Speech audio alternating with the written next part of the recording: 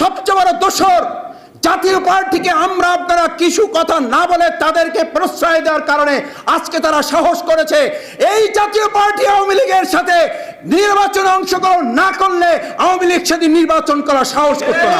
আমাদের সামনেও তো কোনো উপায় ছিল না, নিজামী সাহেবের সামনেও তো কোনো উপায় ছিল না, মুজাহিদের সামনেও তো কোনো উপায় ছিল না। আমরা সব উপায় বাদ দিয়ে ফাঁসির মঞ্চে হাসতে গিয়েছি। আমরা তো এই দোষরদের কাছে আত্মসমর্পণ করি নাই।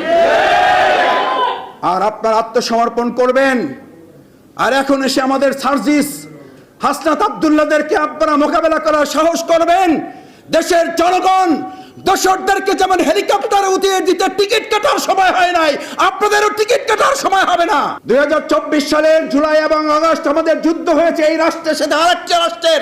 আমরা বাংলাদেশের ফ্যাসিবাদকে শুধু পতন করি নাই, আমরা আধিপত্য রাষ্ট্রকে পরাজিত করেছি সেদিন।